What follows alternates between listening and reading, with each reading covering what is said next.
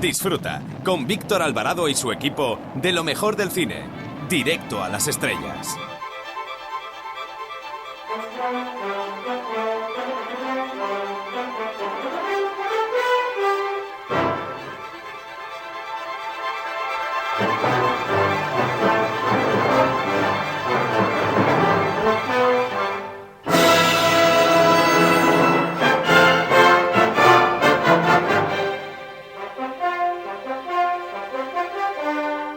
Hola, soy Fernando Tejero y os mando un beso muy fuerte a todos los oyentes de Directo a las Estrellas. Chao, se os quiere, chao.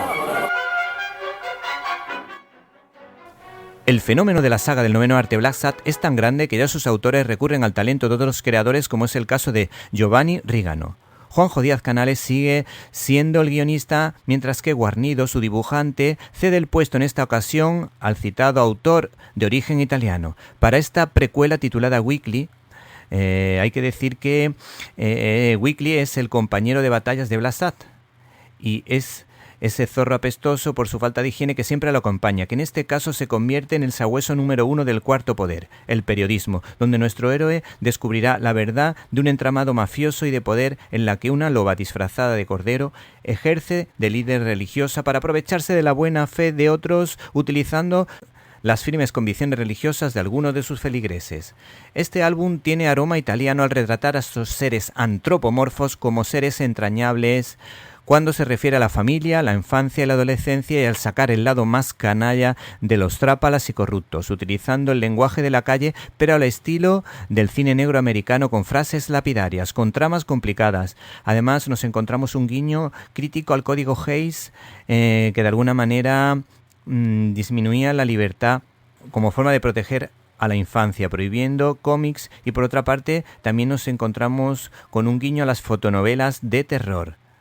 Las reflexiones sobre la prensa libre, especialmente importante en democracias consolidadas, queda patente en este diálogo entre un policía corrupto que le dice al periodista: ¿por quién me tomas? Lárgate de aquí antes de que te metan chirona. Y responde el periodista, es decir, nuestro Weekly: los ciudadanos tienen derecho a estar informados. ¿Estáis socavando uno de los pilares de la democracia? O cómo los villanos utilizan al personal. Las calles de nuestro barrio están infestadas por decenas de editoriales que propagan la plaga.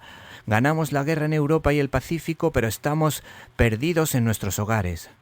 Y por supuesto, en una obra como Black Sat no pueden faltar los giros argumentales, el tono agridulce, donde en este caso se resalta la labor de una madre coraje que busca lo mejor para el futuro de su hijo o su nieto. Si quieres pasar un verano entretenido, no puedes perderte mi libro, La fe, la ética y los valores de los superhéroes. Un libro ideal para dar la batalla cultural con una sonrisa. Si te gustan nuestras intervenciones, nos gustaría que te suscribieses o te hicieses miembro de nuestro canal de YouTube Cine y Libertad. Estás escuchando Directo a las Estrellas. Víctor Alvarado.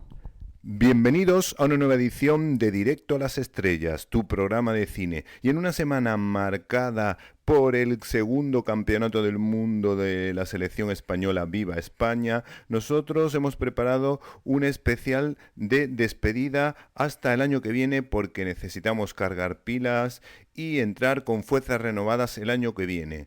Para ello hemos preparado un programa especial donde hablaremos con Alejandro Melero, experto en Montgomery Clift, y Fernando Paz nos dará una lección de historia hablándonos de las grandes aventuras épicas españolas. Por otra parte, en Críticas en un Minuto hemos preparado un especial sobre La Odisea, grandísima película de Christopher Nolan. Y en nuestra sección de cartelera no pueden perderse, por supuesto, nuestro comentario sobre una película interesante, El sueño americano, que nos habla de baloncesto. A ver si también somos campeones del mundo. Comenzamos.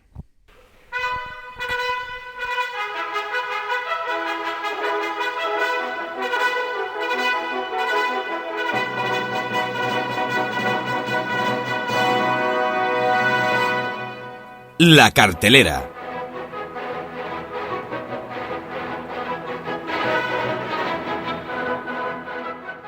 El estreno más peculiar del mes de julio, a nuestro juicio, es El sueño americano, una cinta del director y guionista Anthony Marciano, que nos cuenta la historia de dos personas muy conocidas dentro de la NBA, Jeremy Medjana y Bouna Diaye, que a lo mejor le suena chino como a mí.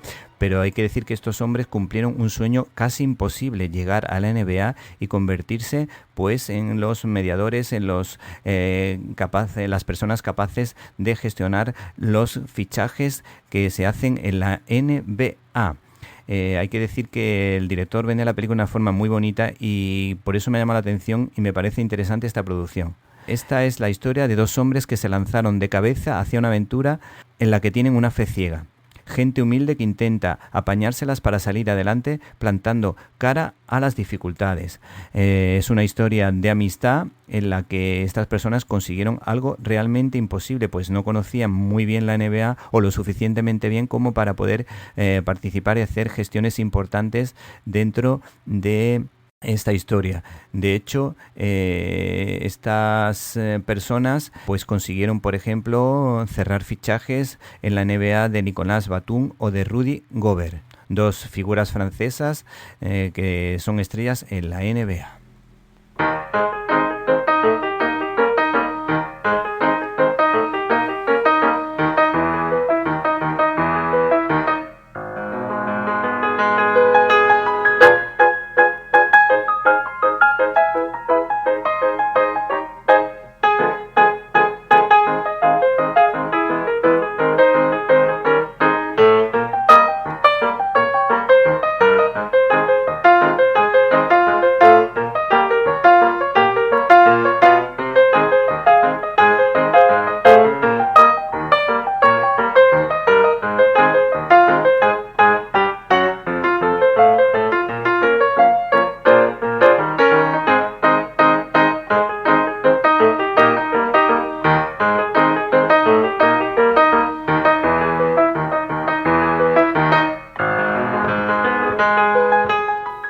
Fundación Edelvives patrocina este espacio cultural. El cine de aventuras vuelve a ponerse de moda por el impulso de Christopher Nolan, que tras la oscarizada Oppenheimer se atreve con sobresaliente al reto de adaptar nada más y nada menos que la Odisea atribuida a Homero, que no había tenido hasta ahora una gran adaptación cinematográfica, pues la notable versión de Mario Camerini, que contó con la estrella hollywoodiense Kirk Douglas y la italiana Silvana Mangano, chirriaba en los efectos especiales.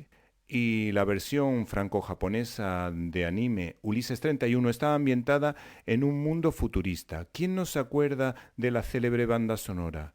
Ulises, Ulises, va volando por las galaxias, más veloz que una estrella fugaz.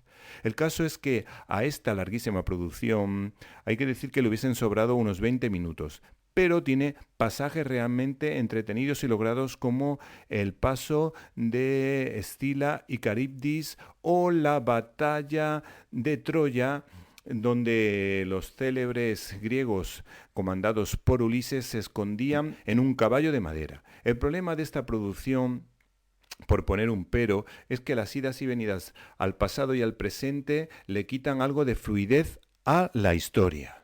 En contraposición con lo negativo, los secundarios están extraordinarios. Sobre todo un inmejorable e irreconocible John Leguizamo, que lo hace realmente bien, haciendo precisamente de leal criado de Ulises y Penélope con un matiz de verdadero sabio.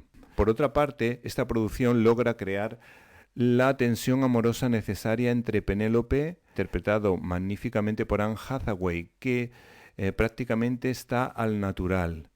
No le importa que le salga alguna arruguilla para interpretar mejor a su personaje frente a un astuto Ulises de la mano de Matt Damon, que necesita redimirse por las faltas de respeto de no darle digna muerte a sus soldados y por las barbaridades cometidas durante la guerra troyana.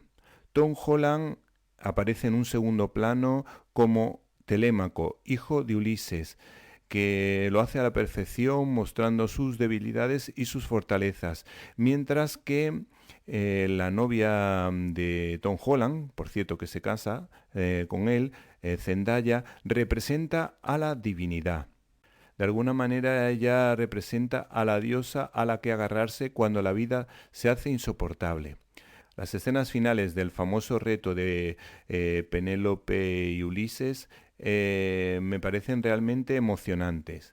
Nos recuerdan de un modo explícito e implícito, pues aparece en la película de vez en cuando, la posibilidad de luchar por amor y de alguna manera dar la vida por el otro, como en un mensaje en términos similares al cristianismo, mezclado con las impertinencias de esos dioses griegos que juegan con los humanos como si fuesen piezas de ajedrez.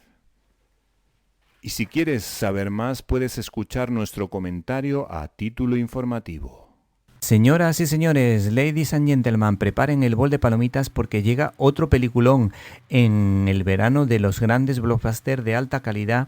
Llega nada más y nada menos que La Odisea, del director de Oppenheimer, que recibió varios premios a los Oscars. Nos estamos refiriendo lógicamente a Christopher Nolan, recordado por películas tan interesantes como Memento, la trilogía que hizo sobre Batman, que estaba realmente bien, o películas como Origen. El caso es que en esta ocasión se atreve con una gran obra atribuida a Homero. Nos estamos refiriendo a La Odisea, aunque también es conocedor, por supuesto, de la Ilíada. Ambas muy relacionadas entre ellas, sobre todo con la figura de Ulises. Este señor vende la película del siguiente modo en declaraciones a fotogramas. Lo que la gente entiende como épico es una excusa para tratar las emociones humanas más potentes, nuestros impulsos más profundos. En la Odisea se encuentra la esencia de todas las historias, el origen de nuestra cultura, todo lo que durante siglos nos ha fascinado. Hay que decir también que esta historia tiene, de alguna manera, el reto de superar a la película protagonizada por Kirk Douglas, en la que se nos contaba esta bonita historia de Ulises y Penélope.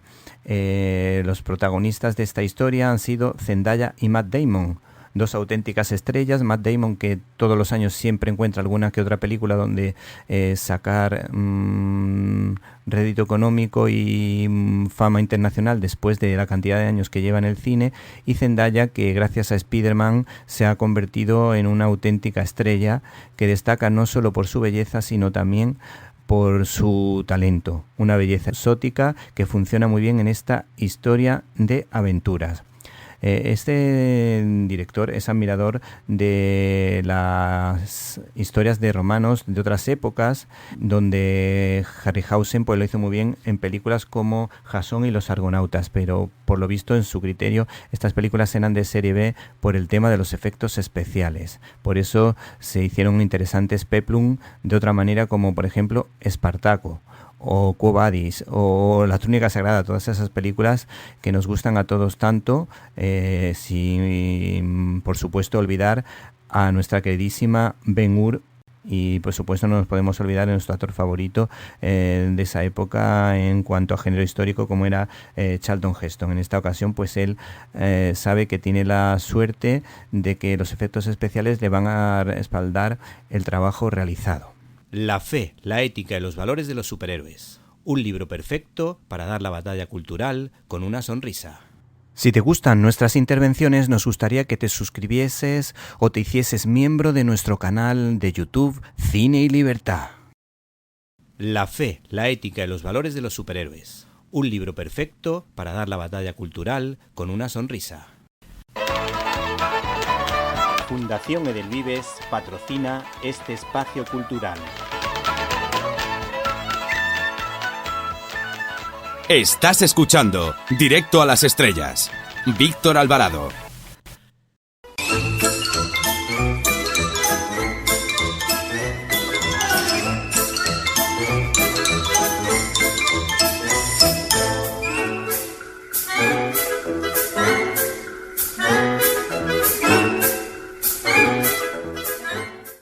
Estás escuchando Directo a las Estrellas. Víctor Alvarado. Generalmente, los directores españoles, aunque no todos, se avergüenzan de nuestra historia, que es una de las más grandiosas de Occidente. Por esa razón, para sugerir algún que otro biopic a los cineastas españoles, hemos traído a Directo a las Estrellas al historiador Fernando Paz, autor del libro Antes que nadie, de la editorial Libros Libres. Buenas tardes. Muy buenas tardes. ¿Cómo surge la idea del libro? Pues la idea del libro surge por la necesidad de recapitular una serie de episodios de la historia de España que están abandonados de la historia oficial, que no se recuerdan, y bueno, pues por la necesidad de agruparlos, digamos, y de recordárselos a los españoles. Hay normalmente una serie de capítulos de nuestra historia que son más o menos conocidos, bueno, por referentes a algunas figuras muy señeras, como Hernán Cortés o Pizarro, algunas que todos conocemos, pero hay una gran cantidad de episodios que, como digo, son desconocidos por la generalidad de los españoles, y son episodios muy sustantivos, es decir, no son anécdotas, no son cosas irrelevantes de nuestra historia que exhumamos para exponer al gran público, sino que son episodios verdaderamente trascendentes. Y bueno, pues por esa necesidad y ese desconocimiento del pueblo español. En la portada del libro vemos una carga de caballería. ¿Sabes a qué hecho histórico se refiere? Bueno, la portada del libro es una carga de caballería sacada de un cuadro de Ferrer Dalmau, se llama Farnesius a la carga, y bueno, es posterior, es del siglo XIX, se refiere a un hecho del siglo XIX, pero es una portada que tengo que decir que ha sido elegida por la editorial. La verdad es que la portada que yo les había pasado era distinta, representaba a unos españoles explorando en América. Pues bueno, tengo que decir que estos Farnesius a la carga han sido, creo que un hallazgo de la editorial, pese a mi criterio inicial, porque la verdad es que es mejor que la que yo les había propuesto. La verdad que la fotografía que se ve en el libro es muy muy bonita y es muy sugerente. Sí, lo es, es la caballería española, y aunque no es un hecho en concreto, digamos, es la figura de una carga de caballería, ¿no? La verdad es que la historia de España, ahora recientemente, hemos visto cómo se ha recompensado con una laurea de San Fernando la carga del regimiento de Alcántara en el norte de África durante la 1921, y es un episodio pues semejante al que aquí se relata, ¿no? Un episodio donde la caballería española logró salvar a un notable número de soldados a base de mantener el frente contra los rifeños, y se dieron hechos como los que se retratan en esta portada, ¿no? Al final, pues ya digo, la caballería acabó cargando al paso, ¿no? El regimiento de Alcántara, comandado por Fernando Primo de Rivera, terminó cargando al paso porque los caballos estaban reventados, ¿no? Hay una gran cantidad de episodios, no estrictamente de temática militar, pero lógicamente también hay una gran cantidad de episodios, decía, en la historia de España que han sido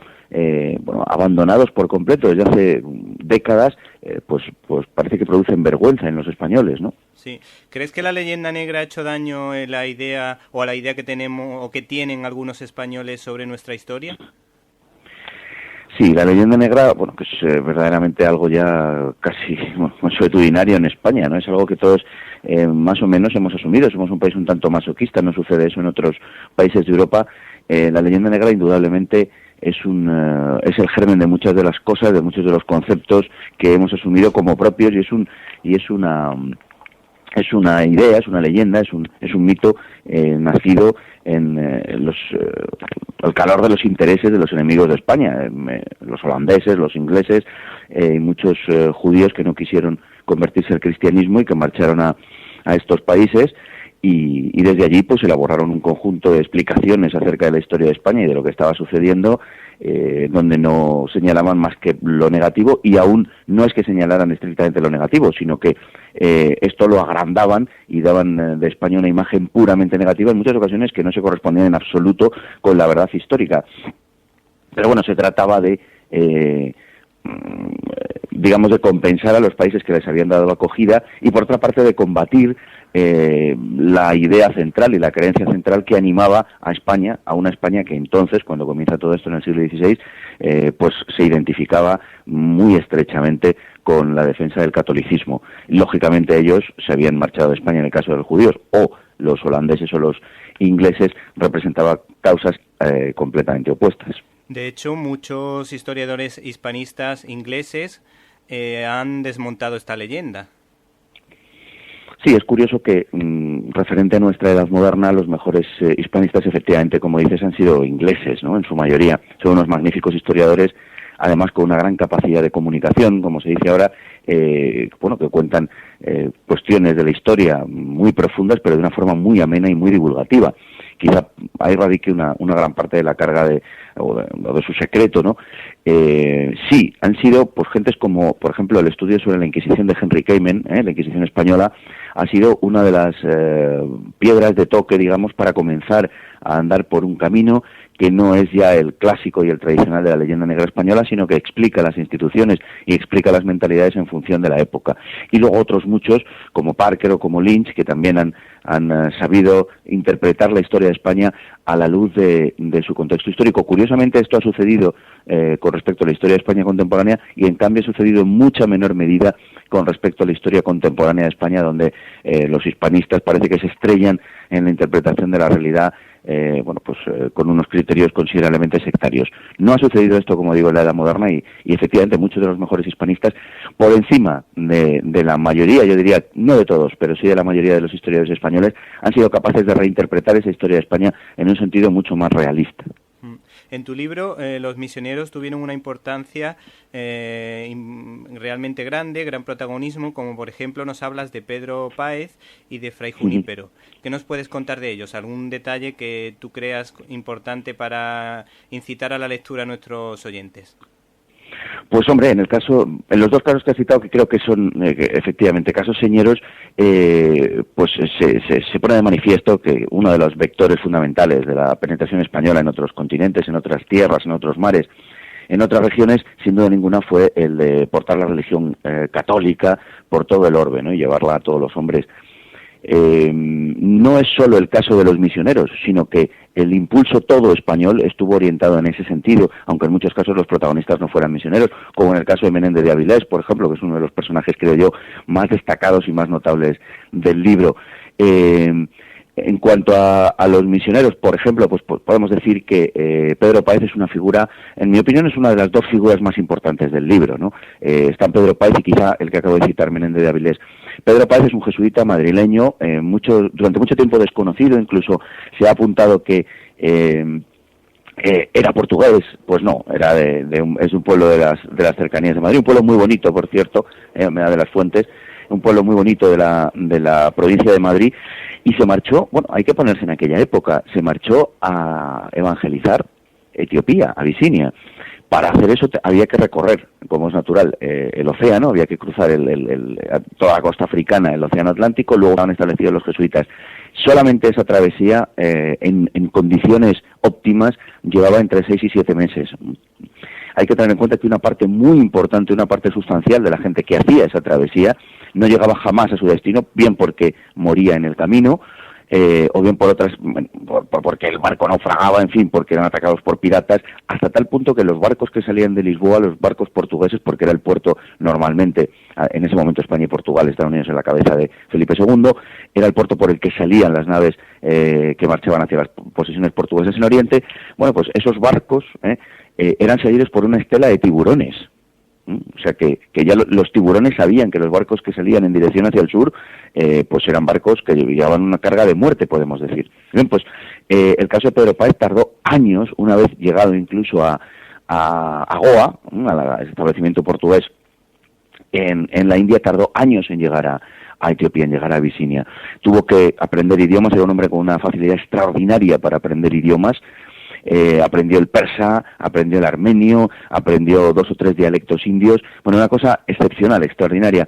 Y este hombre, bueno, fue uno de los primeros, probablemente se dice que fue el primer hombre que probó el café, estuvo preso, estuvo prisionero, fue esclavo de los musulmanes en la península arábiga, logró escaparse, bueno, es una vida verdaderamente fascinante, y cuando llega, bueno, finalmente a Etiopía, a Abisinia, pues se encuentra con que allí, digamos, tiene que tomar partido por una serie de pretendientes al trono, en fin, hay mucha política detrás, pero es un hombre que verdaderamente su vida nos deja sin aliento. Hoy podemos decir que nos resulta casi incomprensible. Por otra parte, hemos podido leer, por ejemplo, que nos hablas de que el marino inglés James Cook se basó en mapas españoles, o por ejemplo, a lo mejor nuestros oyentes no saben que hubo una especie de Marco Polo español. ¿Qué puede decirnos de estos dos hechos históricos? Pues bueno, en el caso de James Cook, efectivamente, los españoles llegamos, patrullamos, podemos decir, ¿no?, el Océano Pacífico desde comienzos del siglo XVI. Y lo hicimos así hasta comienzos del siglo XIX, de tal modo que establecimos un nexo, un galeón, el galeón de Manila, que iba desde Manila hasta Acapulco, y así lo hicimos durante 250 años, ¿no? Ha sido la línea marítima que durante más tiempo ha estado abierta en la historia. Y el Pacífico fue español, fue un océano. El Pacífico es la tercera parte de toda la superficie de la Tierra, es aproximadamente, unas 300 veces España. Tiene la extensión de 300 veces España, se dice pronto, sí, sí. 300 veces España. Bien, pues sí. El Océano Pacífico aparecía en los mapas de navegación de la época como el lago español, como el lago español, y los ingleses tiraron de todo lo que era la cartografía española para navegarlo, para atravesarlo, etcétera. Efectivamente, James Cook a finales del siglo XVIII utilizó los mapas españoles. Curiosamente, al hilo de la exploración del Pacífico, hay una historia en el libro que creo que es muy, muy sugestiva, y es que una expedición española a comienzos del siglo XVII se encontró con unos nativos de las islas actualmente de la Polinesia Francesa, que eran rubios, pelirrojos, que tenían los ojos claros, y esos nativos les hablaban a los españoles de comienzos del XVII, la expedición de Quirós, les hablaban de su concepto de Dios, y les hablaban de un Dios al que retrataban como una deidad trina, como que tenía tres personas, y les contaban su concepto, su idea, su historia del Génesis, de cómo se creó el mundo. Bueno, eran unos relatos extraordinariamente parecidos a los relatos cristianos, ¿no? Y es que a comienzos del siglo XVI, en el primer cuarto del siglo XVI, un barco español de San Lesmes se había perdido de una expedición de 7, se había perdido en mitad del Pacífico, y nadie supo nunca, hasta el día de hoy, no sabemos qué fue lo que pasó con el San Lesmes. Bueno, pues se puede uno figurar a tenor de la expedición de Quirós, que 80 años después descubrió a aquellos indígenas de ojos claros y de pelo rubio y pajizo y de barbas claras, se puede uno imaginar qué es lo que pasó con esa expedición del San Lesmes, ¿verdad? Pues que se quedó por allí, parece, y que dejó su huella genética, ¿no? Parece que hay poca duda al respecto. No sé qué era lo otro que me preguntabas, me habías dicho lo de James Cook. De Marco Polo español. Lo que pasa que me quedan dos preguntillas interesantes, y yo creo que nos saltamos, simplemente lo comentamos como un Marco Polo español. Nos queda hablar de, ya rápidamente, ya como tú puedas contarlo, hay un capítulo que se lo dedica a una auténtica superwoman, ya que ahora se está hablando continuamente de la superwoman, como fue María Pita. Si nos puedes contar algún detalle. Y por último también, que si nos puedes recomendar alguna película de aventuras que tú consideres importante, ya que muchas veces hechos históricos españoles desde luego no se suele hablar no se suele ver en cine de aventuras, pero si nos puedes recomendar una película de aventura, aunque no sea protagonistas españoles, pues también te lo agradeceríamos. Muy bien. Bueno, pues sí, el caso de María Pita, la famosa defensora de La Coruña, que en la expedición que emprendieron los ingleses en 1589 en el asalto a La Coruña, pues logró derrotar a los ingleses. Muy brevemente, podemos decir, mira, un año después de la famosa Armada Invencible, que desde luego fue un revés muy notable para España, pero un año después de esa derrota, los ingleses emprendieron lo que se conoce como la Contraarmada, una expedición de sentido distinto, pero en dirección distinta, es decir, de Inglaterra para España, pero muy semejante a la Armada Invencible, tan semejante que incluso el número de barcos que los ingleses empeñaron en este ataque, en esta invasión hacia la península, era superior al que los españoles empleamos el año anterior en la llamada Armada Invencible, que nosotros nunca llamamos Invencible, es un título que le puso Inglaterra para realzar su propia victoria sobre la flota española, ¿no? Bueno, pues en este ataque sobre España, que al final terminaba en Lisboa, que fue un desastre absoluto para los ingleses, fue un desastre mayor que el de la Armada Invencible española, mayor realmente, además allí terminó prácticamente la fama de nada menos que de Sir Francis Drake, el gran pirata que había supuestamente atemorizado al Imperio Español, etcétera. Bien, pues en este ataque uno de los lugares que asaltaron con mayor furia fue La Coruña. Y La Coruña, defendida por el ejército español de forma notablemente heroica, tuvo uno de los episodios, esta defensa, uno de los episodios más notables en la acción de María Pita, que cuando los ingleses estaban entrando en la ciudad, pues comandó el contraataque español y expulsó a los ingleses de forma definitiva, ya no volvieron a entrar de nuevo, ¿no? O sea que efectivamente fue una mujer que, bueno, había perdido a su marido en combate y que poseída de una furia en la defensa de lo que era la ciudad, ¿no? Pues logró una notable victoria sobre los ingleses, y todavía hoy en La Coruña, bueno, hay una estatua de María Pita, por cierto, bastante hermosa. Y es un episodio, como digo, de la historia de España, pues muy poco conocido. Cuando es un episodio verdaderamente glorioso, es una grandísima victoria de España, que en general nuestros enfrentamientos con Inglaterra, la verdad es que, aunque parezca lo contrario, muchas veces llevamos las de ganar.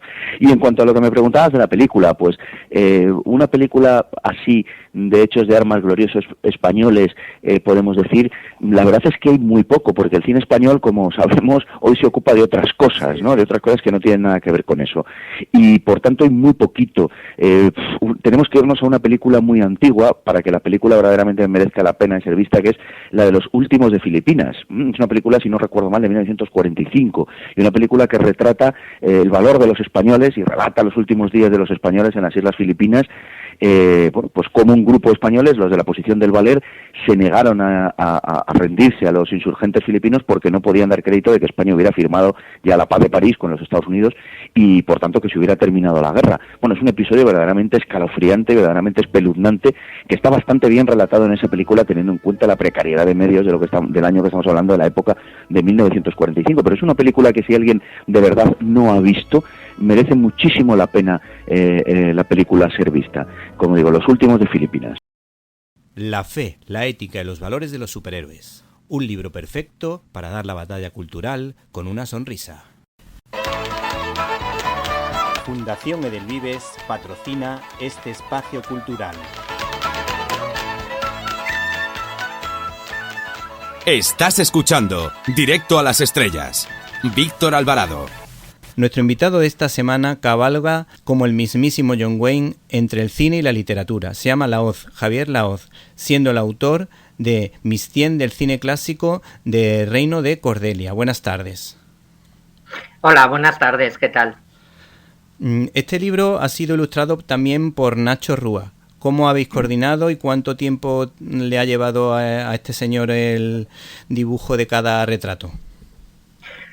Pues mira, nos hemos organizado muy bien. Es verdad que, bueno, yo iba un poco eligiendo los personajes, 50 actores y 50 actrices, y él seleccionaba las fotos que le parecían más adecuadas a la hora de dibujarlas.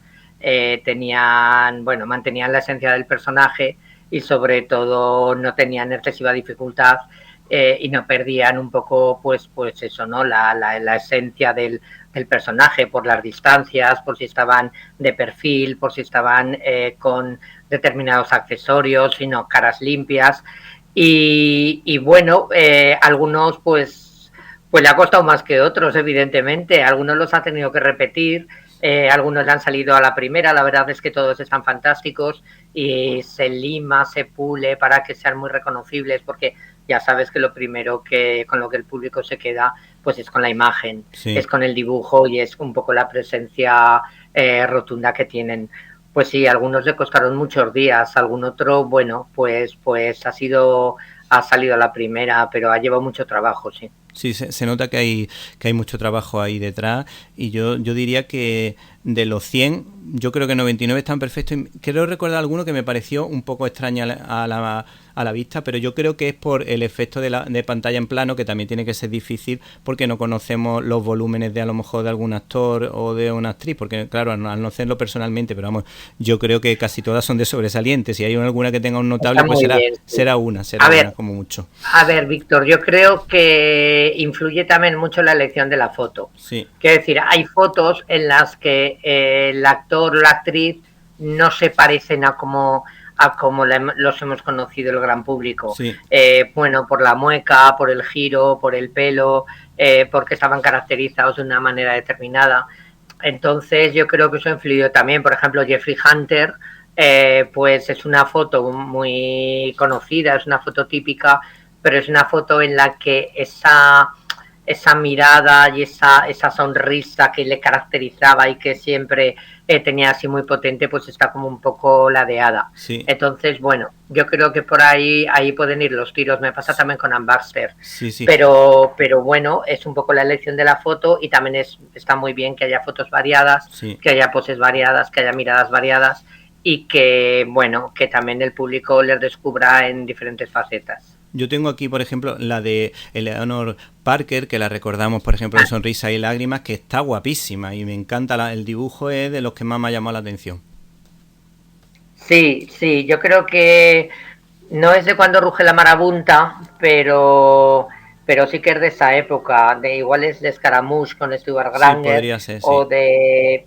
Sí. Eleanor Parker, además, una de las reinas del Technicolor, que de las pocas pelirrojas que, bueno, pues en aquella época, junto con Susan Hayward o Deborah Kerr, que Maureen O'Hara, ¿no? Que resaltaban tanto, destacaban por esa fiereza de los argumentos, siempre papeles exóticos y papeles de mujeres de rompe y rasga, de armas tomar, y que sí, tienes razón. A mí, fíjate que yo creo que le salen mejor los hombres, ¿sí? Dentro de que está todo muy bien, ¿no? Pero, sí, por ejemplo, la de Kirk Douglas, la de James Cagney, la de Gregory Peck, la de Jack Lemmon, pues es que Henry Fonda, es que están perfectas. Pero bueno, a ver, que es que están todas muy bien, todas muy bien. La verdad es que es una delicia, porque si nosotros nos hemos percatado de que había alguna que podía cojear un poco, pues la ha perfeccionado. Sí. Cuando uno habla del Hollywood clásico, tiene la sensación de que te traslada a otro tiempo. ¿Qué tiene de especial para ti esa época dorada de la meca del cine? A ver, yo he crecido con ese cine y es un cine que, bueno, que de alguna manera me hace sentir muy próximo. Está la elaboración de historias pues enfocadas muy al entretenimiento, el tema del cine negro, el tema del cine musical. Es verdad que todos esos géneros a lo largo del tiempo han seguido evolucionando y también contamos con ellos ahora, ¿no? Pero sí que se ponía esa especie como de inaccesibilidad y de distancia hacia los intérpretes, hacia las vivencias, hacia, no sé, todas las historias que le pululaban a su alrededor, ¿no? Y que eso le aportaba un toque de magia, como si fuera algo, pues eso, algo inalcanzable, algo onírico, algo que estaba como mucho más allá, ¿no? No pertenecía tanto a lo cotidiano como ahora.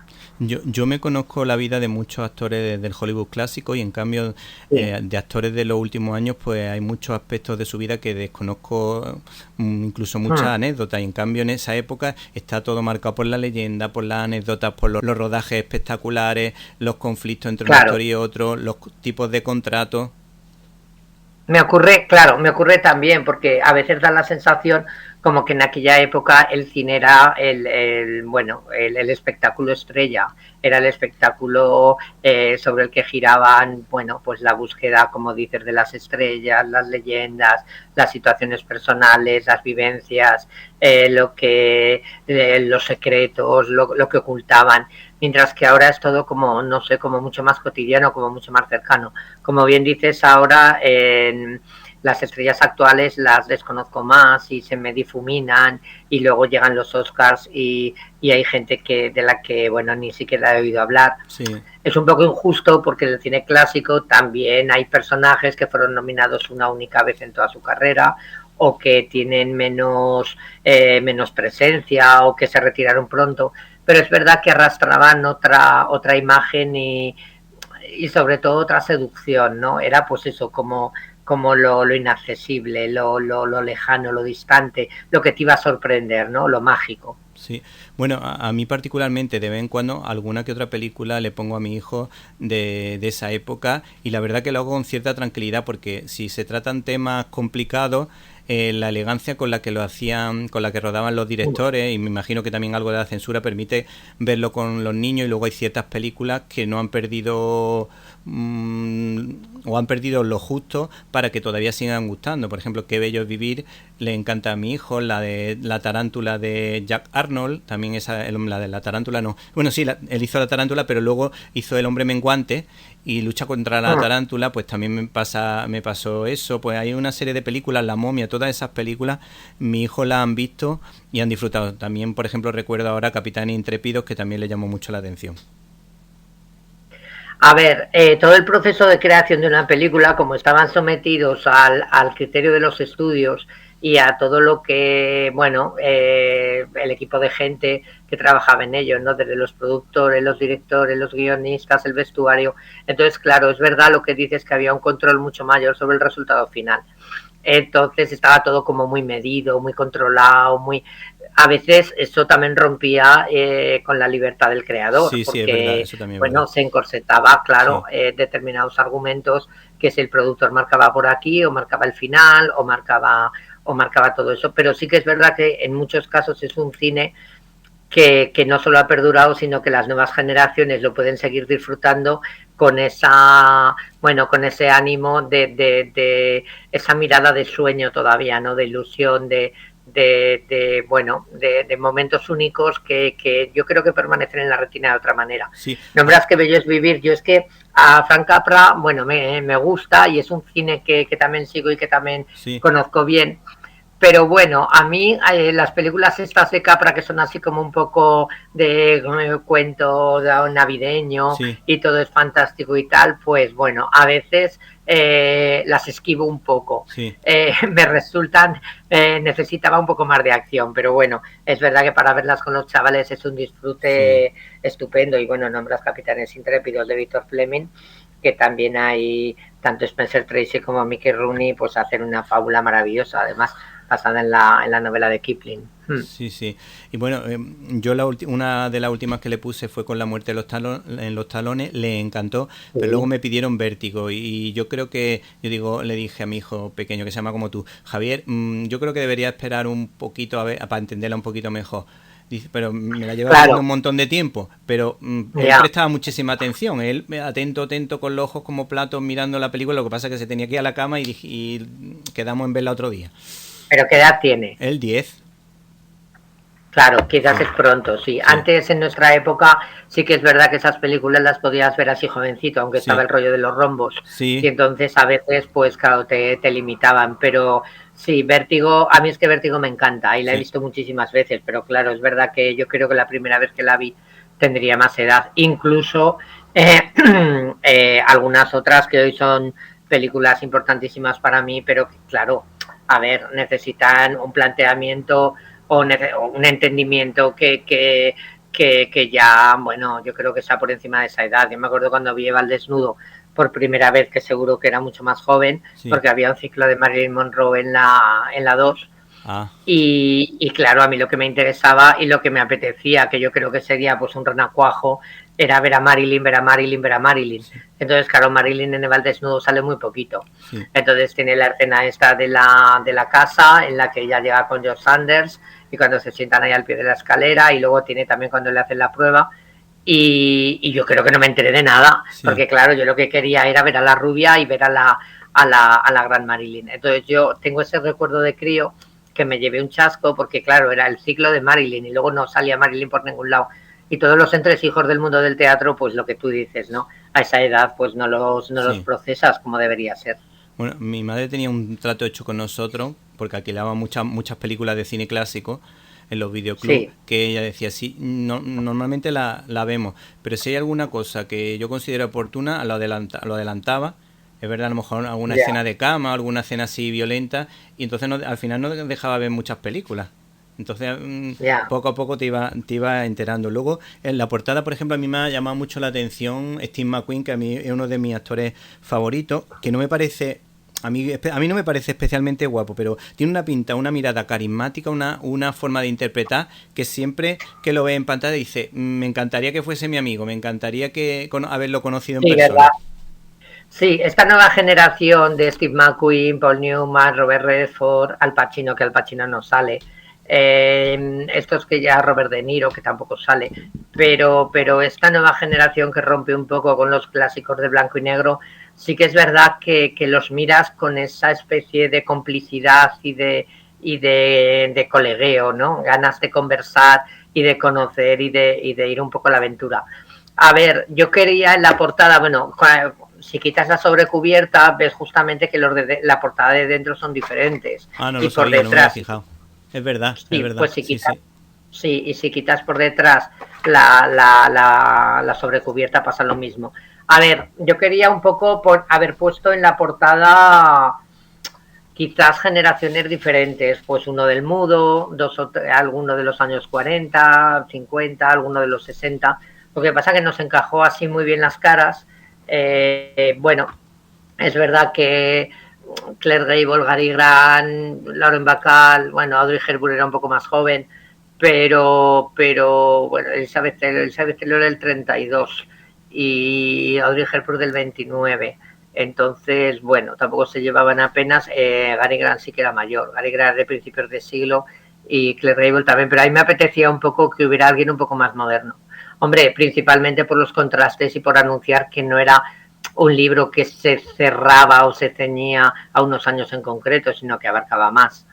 Entonces la idea era, bueno, pues eso, ¿no? Que sepas que también aparece Valentino y aparece Paul Newman o Steve McQueen, es decir, que vamos a jugar con distintas etapas. Sí, es que a mí Steve McQueen siempre me ha caído muy bien. Entonces también quería que estuviera. Luego es una vida que conozco porque, bueno, la verdad es que lamentablemente fue corta y la mayoría de sus películas, bueno, pues sí que también me transmiten, me seducen. Quizás para el gran público no se ha quedado con muchos de sus títulos, sino que es más conocido él como personaje, como figura.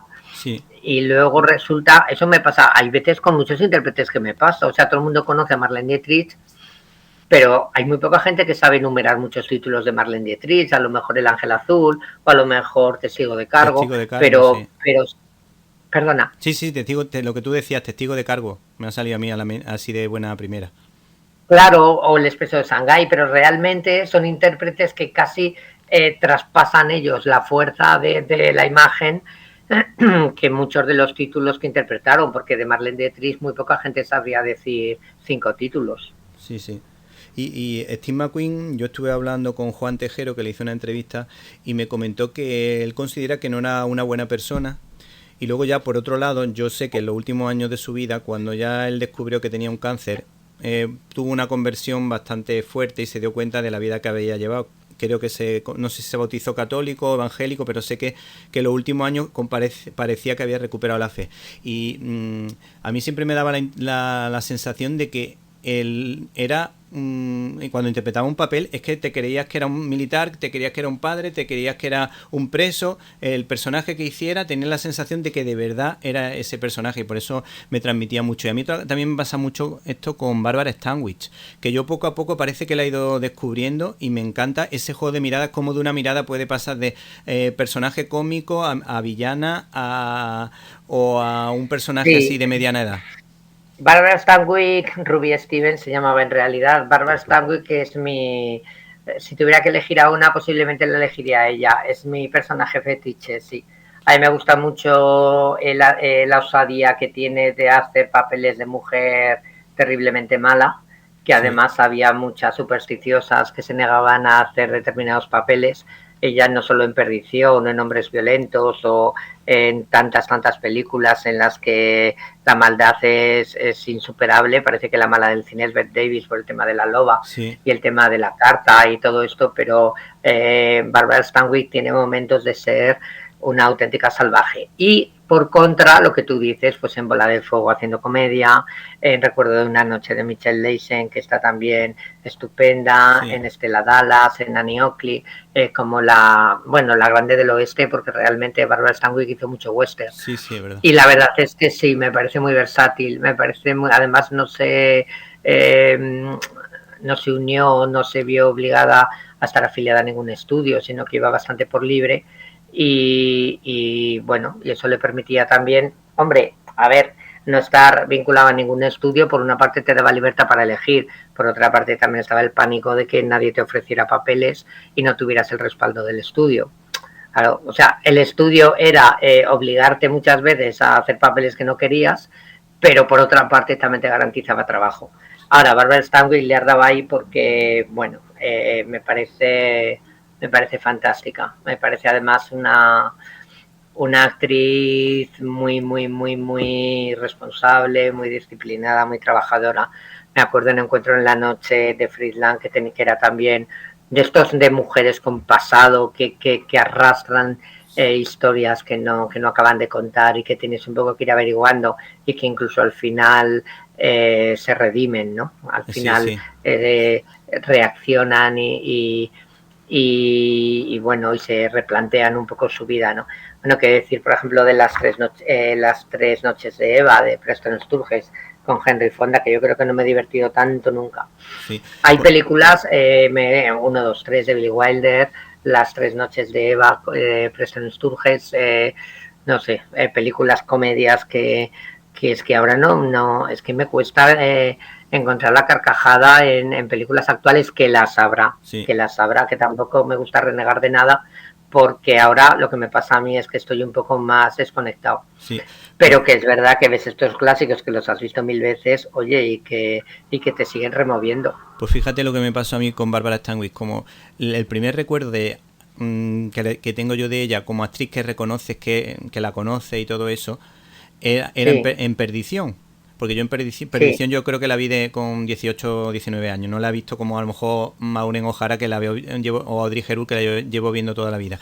Y cuando hizo el papel de Perdición me cayó gordísima y no quería ver ninguna película de Bárbara Stanwyck. Luego ya, por ejemplo, vi Bola de Fuego, creo recordar, y ya me cambió totalmente el pensamiento que tenía de ella. Claro, era tan buena que caía hasta antipática haciendo de asesina. Pero es que en su carrera tiene muchos papeles de malvada, Sí. Porque, pues eso, el tópico llevaba a Bette Davis, pero tiene muchos papeles de estar de matriarca. Me acuerdo en El extraño amor de Martha Ivers, la primera película de Kirk Douglas. Ellos hacen de pareja. De Lewis Milestone me parece que era. Luego en el caso de Thelma Jordan. Luego a ver que me vengan ahora a la cabeza. Yo tengo la imagen de Hombres violentos, que me parece una escena horripilante y me estremece, pero la verdad es que es como muy salvaje. Es en el oeste y está ella con Edward G. Robinson, que, bueno, creo recordar que será su marido, y su marido va con muletas y no puede andar. Entonces con las muletas se va apoyando, entonces se incendia la casa y oye, que ni corta ni perezosa le quita las muletas y las echa al fuego, la tía, y se va. Sí. Entonces coge, le quita las muletas, las echa al fuego y le dice, bueno, ahí te quedas, sabiendo que no puede andar. Bueno, yo creo que aquella escena se me ha quedado grabadísima. Y luego sí, a ver, no a lo mejor tan destructiva y tan malísima como en Perdición, pero esto de ser una mujer embaucadora, liante, que con una vida, pues bueno, en aquella época, ¿no? Pues arrastrando secretos, arrastrando conflictos, con deudas, o sea, todas estas cosas. Hay un momento cuando, en Encuentro en la noche, por ejemplo, cuando ella vuelve, no sabes muy bien qué trayectoria ha tenido y de qué está huyendo, ¿no? Sí. Entonces siempre, pues eso, una mujer de vida complicada, de situaciones terribles. Sí. Es verdad que, claro, todo ha cambiado mucho también. Entonces, claro, hay muchas de estas cosas que en aquella época pues eran como escandalosas y eran brutales, y en este momento, bueno, pues serían más bien anecdóticas, ¿no? Porque y si tuviese... Sí, perdona que te interrumpa. Y si tuvieses que elegir a dos madres de Hollywood, yo particularmente me quedaría con Maureen O'Hara por su personalidad, porque siempre me ha parecido una mujer con mucho carácter, pero porque tenía la idea clara y no permitía absolutamente que se jugase con ella. Y luego Teresa Bright, porque tiene un encanto especial. Por ejemplo, la recuerdo ahora en Los Yankees, El orgullo de los Yankees, que también hacía un papel bastante bonito. En efecto, Teresa Wright a mí es que tiene una trayectoria muy curiosa, porque empieza muy fuerte haciendo de hija de Bette Davis en La Loba, luego vuelve a ser nominada por El orgullo de los Yankees y a la tercera vuelve a ser nominada por La señora Miniver y allí ya consigue el Oscar, es decir, las tres primeras 3 Oscars, 2 nominaciones y a la tercera el Oscar, todo seguido, y luego incluso tiene... títulos como La sombra de una duda, la película favorita del propio Hitchcock, y Los mejores años de nuestra vida. O sea, como que va pum,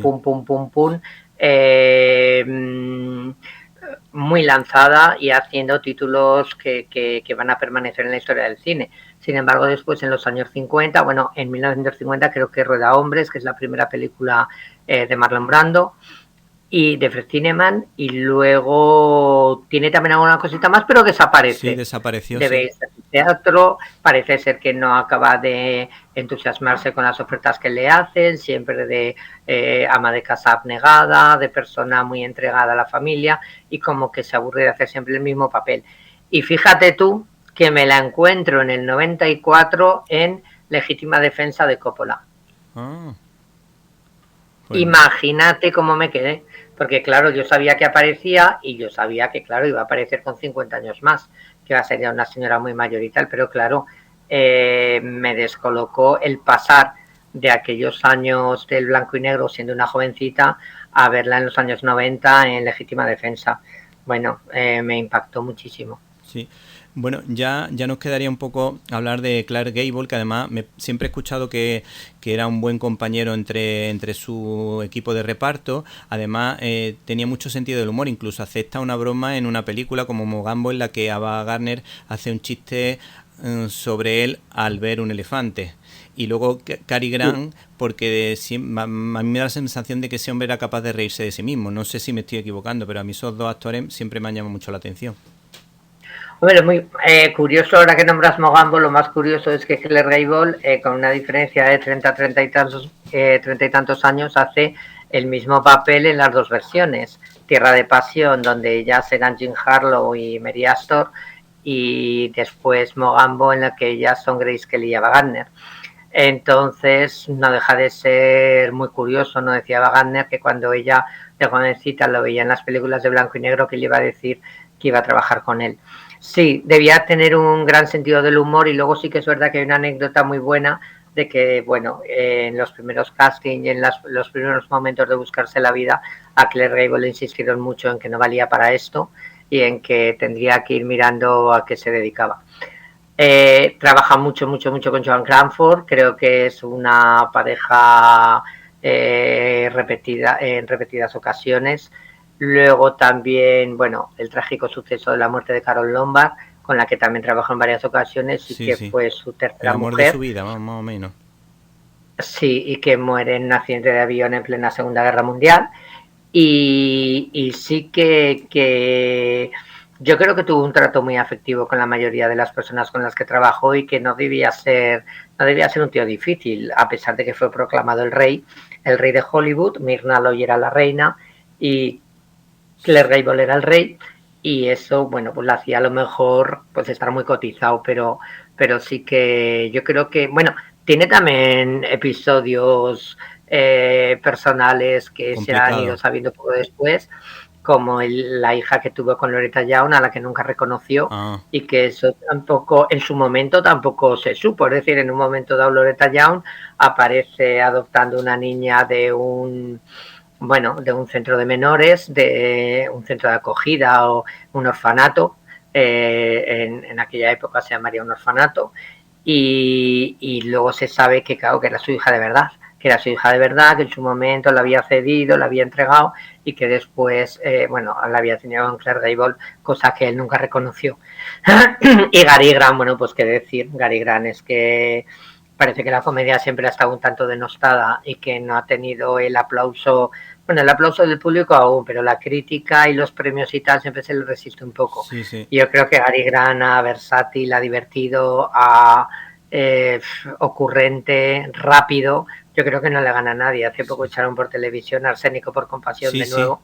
La estuve viendo yo. Y sí, la viste, ¿no? Bueno, pues eso, Cary Grant siempre es un estímulo, porque yo creo que se atrevía un poco a parodiarlo todo, y trabajar con él debía ser una juerga constante. Sí.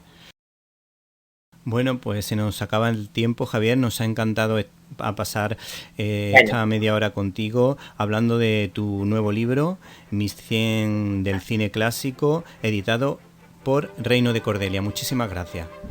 Muchísimas gracias a ti. Si te gustó esta entrevista o este podcast, quizá puedas recomendárselo a un amigo. Te lo agradeceríamos con toda el alma. Bueno, llegó el momento de la despedida. Pero antes quiero agradecer el trabajo a todo el equipo de Directo a las Estrellas. Un abrazo para Antonio, Irene, Guadalupe, Jaime, Carlos y Javier, si los que hubiese sido imposible realizar este programa. Espero que usted, y también usted, o tal vez tú, hayas pasado un rato entretenido. Recibe un cordial saludo de Víctor Alvarado y hasta la semana que viene.